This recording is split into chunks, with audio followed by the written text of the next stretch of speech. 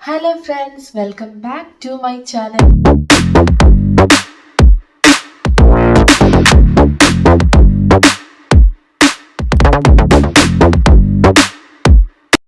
ഇപ്പോഴത്തെ H S സിയുടെ അവസ്ഥ കണ്ടാൽ നമുക്ക് സ്റ്റിൽ ഡൗട്ട് തോന്നും H S C recruitment freeze തുടരുകയാണോ എന്ന്.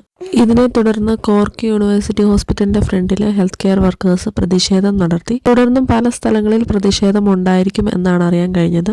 ജൂലൈയിൽ H S C recruitment freeze end ആയപ്പോൾ നമ്മളോട് പറഞ്ഞിരുന്നത് 2000-ലധികം വേക്കൻസീസ് ഉണ്ടായിരുന്നു എന്നാണ്. പക്ഷേ ഇപ്പോൾ ആ 2000-ലധികം വേക്കൻസീസ് സ്റ്റിൽ അൺഫിൽഡ് ആണ്. അതോടൊപ്പം തന്നെ ആ വേക്കൻസീസ് അപ്രത്യക്ഷമാവുകയും ചെയ്തു. ഇതുമൂലം പ്രസന്റ്ലി വർക്ക് ചെയ്യുന്ന സ്റ്റാഫ്സിന് ഓവർ പ്രഷറാണ്.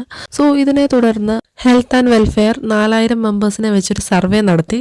അതിലൂടെ അറിയാൻ കഴിഞ്ഞത് 88% ആളുകളുടെയും ഡിപ്പാർട്ട്മെന്റിൽ വേക്കൻസീസ് സ്റ്റിൽ അവൈലബിൾ ആണ്. 73% പേർ ഇത് ജീവനക്കാരെ പ്രതികൂലമായി ബാധിക്കുന്നുവെന്നും അവകാശപ്പെട്ടു. 74% പേര് പറഞ്ഞത് ഈ ഒഴിവുകൾ സേവനങ്ങളിൽ ഒരു നെഗറ്റീവ് സ്വാധീനം ചെലുത്തുന്നുണ്ട് എന്നാണ്. നമുക്കറിയാവുന്നതാണ്, പണ്ട് എച്ച് എസ് സിയിൽ ഉണ്ടായിരുന്ന പോലെ ഇപ്പോൾ വേക്കൻസീസ് ഇല്ല. അതുകൊണ്ട് തന്നെ ഡിസിഷൻ ലെറ്റർ കിട്ടിയിട്ടും ഇൻ്റർവ്യൂ കിട്ടാതെ ഒത്തിരി പേര് വെയിറ്റ് ചെയ്യുന്നുണ്ട് ജോലിക്കായിട്ട്. സോ ഇങ്ങനെ പ്രതിഷേധങ്ങളൊക്കെ നടത്തുന്നത് കാരണം ഭാവിയിൽ വേക്കൻസീസ് ഉണ്ടാകുമെന്ന് നമുക്ക് പ്രതീക്ഷിക്കാം.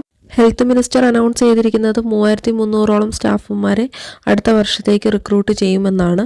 ഇത് വിശ്വസിക്കാവുന്നതാണോ അല്ലയോ എന്ന് നമുക്ക് ഇപ്പോൾ പറയാൻ സാധിക്കുകയില്ല. കാരണം കഴിഞ്ഞ വർഷവും ഇതുപോലൊക്കെ തന്നെ ആയിരുന്നു പറഞ്ഞത്.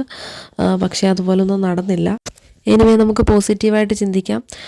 ഇപ്പോൾ കണ്ടുവരുന്നത് അയർലൻഡിൽ തന്നെ ഉള്ളവരെയാണ് എച്ച് എസ് സിയിലോട്ടായാലും അതേപോലെ തന്നെ പ്രൈവറ്റ് ഹോസ്പിറ്റൽസിലേക്കൊക്കെ ആയാലും കൂടുതലും എടുക്കുന്നത്. കാരണം ഇപ്പോൾ നഴ്സസിനെ റിക്രൂട്ട് ചെയ്യുന്ന പരസ്യങ്ങളൊക്കെ കാണുമ്പോൾ അതിൽ കൂടുതലും മെൻഷൻ ചെയ്തിരിക്കുന്നത് അയർലൻഡിൽ തന്നെ പിൻ നമ്പരൊക്കെ ഉള്ളവരെയാണ് നോക്കുന്നത് എന്നാണ്. നഴ്സിംഗ് റിക്രൂട്ട്മെൻറ്റ് റിലേറ്റഡ് ആയിട്ട് കൂടുതൽ എന്തെങ്കിലും ഇൻഫോർമേഷൻ കിട്ടിയാൽ ഉറപ്പായിട്ടും വീഡിയോ ചെയ്യുന്നതായിരിക്കും.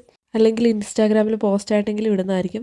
So follow me on Instagram. അപ്പോൾ ഇന്നത്തെ വീഡിയോ യൂസ്ഫുൾ ആയി തോന്നിയെങ്കിൽ വീഡിയോ ലൈക്ക് ചെയ്യാനും ഷെയർ ചെയ്യാനും കമൻറ്റ് ചെയ്യാനും ഒപ്പം സബ്സ്ക്രൈബ് ചെയ്യാനും മറക്കരുത്. മറ്റൊരു യൂസ്ഫുൾ വീഡിയോ ആയിട്ട് കാണുന്നവരെ ബൈ ബൈ.